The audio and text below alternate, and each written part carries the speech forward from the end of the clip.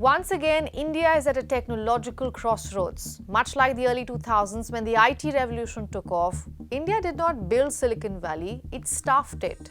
The country became the world's back office. Today, another revolution is underway, artificial intelligence, and it's knocking on India's doors yet again.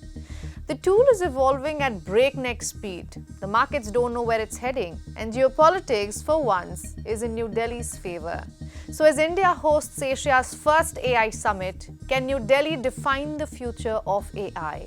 Bharat को AI में भविष्य दिखता है. I'm Ananya Datta. Let's get started.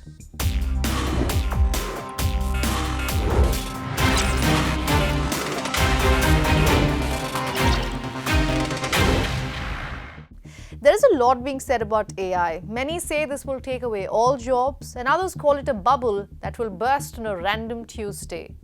Either way, India needs to be prepared. The last time the world witnessed a tech upheaval of this sort was in the late 1990s.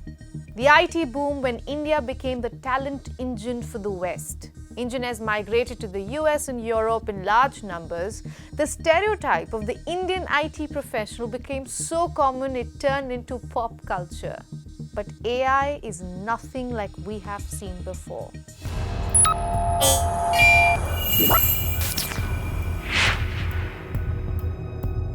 For starters, its potential is immense. A 2023 McKinsey Global Institute study estimated that generative AI alone could add more than $4 trillion annually to the global economy. This is roughly the size of Germany's GDP. And this would be on top of the $11 trillion that non-generative AI and automation could contribute. Not to mention that the tech is evolving at the speed of light. In this sector, 6 months is equivalent to ancient times. So expect these numbers to change, and by that I mean increase multifold. For India, this AI revolution comes at a critical juncture. Despite it being the fastest growing large economy in the world, overtaking Japan just this year, India's unemployment rate is high, especially among the youth, which means those studying or entering the workforce today are seeing a very different market than you and I did. This number gets even more concerning because nearly 60% of Indian workers are employed in low productivity services, which is usually AI's first line of casualty. So the writing is on the wall.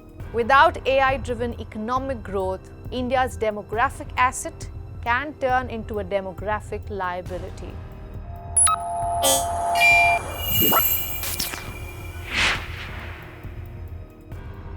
AI currently is a duopoly sector, with Washington and Beijing the only significant players. However, their approach has been starkly different. The US has followed a private sector-led approach. It has poured billions of dollars into basic research, semiconductors, and computing infrastructure. On the other hand, the process has been more steep yet smooth for China due to its one-party system. Back in 2017, when we didn't even hear about AI that much, the country had declared its AI ambitions for 2030. And because Xi Jinping had given the green light, resources started pouring in like rain. Billions in semiconductor fabs, supercomputers, robotics, and AI applications like DeepSeek.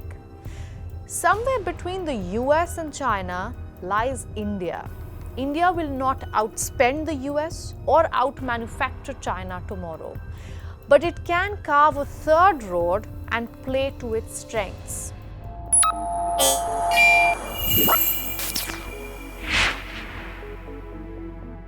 First is the testing ground. India has one of the largest digital populations in the world. Thanks to Aadhaar, UPI, and digital public infrastructure, India has already solved identity, payments, and large-scale digital onboarding. And that's a perfect AI testing ground. You see that clearly in OpenAI, Perplexity, or Google strategies in India. They have partnered with local mobile companies to give users free or dirt cheap access to their AI tools. And one shouldn't mistake this as generosity. These are calculated investments that are already translating into long-term growth. India has over 900 million internet users and offers some of the world's cheapest data. Its online population is young. Most internet users are under the age of 24, belonging to a generation that lives, works, and socializes online. No other country comes close to producing data at the same rate that India does. In fact, India became ChatGPT's second biggest market. In contrast, China doesn't even find a space in the top 10 countries ranked on the basis of ChatGPT. And it's not like Chinese aren't using AI bots. They are, generously. But they're opting, or rather compelled to opt, for homegrown brands like DeepSeek. The second factor is that the government needs to be fully on board with the plan. The Indian Prime Minister had launched the India AI mission in March of 2024. It's going to be 2 years since then. And this has been regarded as the backbone of New Delhi's AI ambition. And the same sentiment invited delegates from 45 countries to the ongoing AI Impact Summit. India is hoping to garner as much as $200 billion in investments, and the prospect of which are looking optimistic. मैं जिम्मेवारी के साथ कहता हूं, गर्व के साथ कहता हूं, हमें भय नहीं, भारत को एआई में भाग्य दिखता है, भारत को एआई में भविष्य दिखता है। हमारे पास टैलेंट भी है, एनर्जी कैपेसिटी भी है और पॉलिसी क्लैरिटी भी है। The data centers and server farms that power many global services, like the ones that we use regularly, Gmail, YouTube, and Microsoft Office, are already located in India. A further push was seen in this year's budget, where rupees 1,000 crore or 110 million US dollars was allocated for India Semiconductor Mission 2.0. And this will mean research and development, data centers, and chip manufacturing. In addition, there is long-term tax relief for companies helping India achieve its AI goals. Also, there is a major concern over how the country will afford power and water for the hungry data centers. This is where domestic companies like Adani have pledged $100 billion on that front. What is also helpful is that at present, India does not have a dedicated law governing AI. There is a broader Digital Personal Data Protection Act of 2023 around digital media and privacy, but this is yet to be enacted. The reason we say that this is a good thing is because India cannot afford to make the same mistake as Europe, which has stunted its AI growth in the face of some very harsh privacy laws. Experts say that while regulation is definitely needed, it shouldn't hinder innovation. The third factor is investment. The government cannot alone make this dream a reality, and lucky for them, domestic and international companies are bullish about the investment in India. In October, Google announced a $15 billion investment plan over the next 5 years. Microsoft followed 2 months later with its biggest ever Asia investment announcement of $17.5 billion.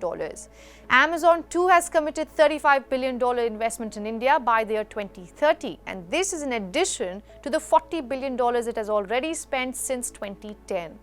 Meanwhile, hardware players like Nvidia, AMD, and TSMC are also looking to expand in the country. Fourth factor is talent. And this could be India's natural advantage. India produces one of the largest numbers of STEM graduates annually. This means machine learning engineers, data scientists, and AI researchers. Salesforce, Uber, ServiceNow, Adobe, Amazon, Nvidia, everybody looks at India as a very, very, very critical place for them to invest. Cisco, all of them. So one is like India has become like this powerhouse engineering talent world, more than any other country for that matter, from headquarters in America and coming here.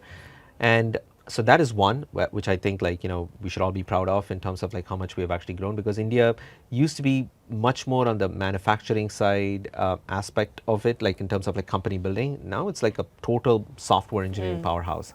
AI talent in Silicon Valley is extremely expensive. Hiring in India allows companies to build a large pool of people with end-to-end assistance and at a fraction of Western salary levels.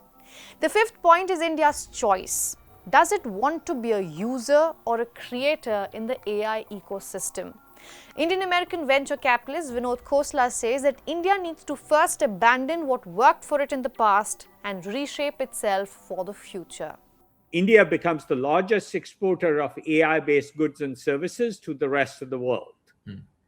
not IT services. IT services will disappear. BPO services will disappear almost certainly within the next 5 years. India can get ahead of the curve. First, there are two areas. One, developing the AI. That's a harder question, but I do think India should try and win that race. There's the question of applying AI and applications of AI. Now, for India, this moment is unusually rare. It has scale, it has talent, it has digital rails most developing countries do not have, and geopolitically, it is trusted by the West, engaged with the global South, and not boxed into the U.S. China binary. But moments like this do not wait. India needs to act smart and fast.